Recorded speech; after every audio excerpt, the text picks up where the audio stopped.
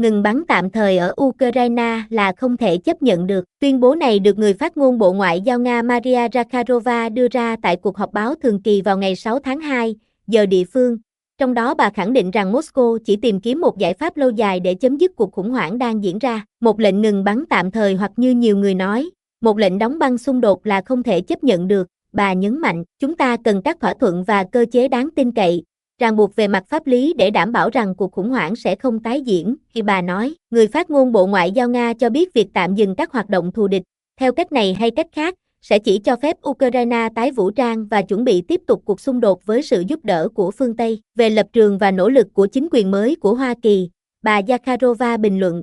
mọi thứ sẽ phụ thuộc vào các hành động và kế hoạch cụ thể của chính quyền mới, được phản ánh trong các hành động này. Có rất nhiều lời nói, rất nhiều tuyên bố, không có sự rõ ràng hoặc chính xác về các bước đang được thực hiện. Trước đó, người phát ngôn Điện Kremlin Dmitry Peskov cho biết trong một tuyên bố đầu tuần này rằng các tương tác giữa Moscow và Washington đã tăng lên kể từ khi Tổng thống Trung nhậm chức. Ông cho biết đã có những cuộc tiếp xúc giữa một số bộ phận của hai nước mà không cung cấp thêm thông tin chi tiết. Trong khi đó, tuần trước, ông Trung nhấn mạnh rằng chính phủ của ông và chính phủ Nga vẫn đang trao đổi thông tin và tái khẳng định mục tiêu chấm dứt nhanh chóng cuộc xung đột kéo dài ở Ukraine. Trên thực tế, Moscow đã nhiều lần ra tín hiệu sẵn sàng giải quyết xung đột thông qua ngoại giao, tuyên bố rằng các cuộc đàm phán tiềm năng phải chấp nhận thực tế trên thực địa. Trong một diễn biến liên quan, Thứ trưởng Ngoại giao Nga Sergei Ryabkov cùng ngày đã tái khẳng định Nga sẵn sàng đàm phán khó khăn với Hoa Kỳ, nhưng Hoa Kỳ nên thực hiện những bước đầu tiên. Hoa Kỳ nên thực hiện bước đầu tiên hướng tới bình thường hóa quan hệ song phương,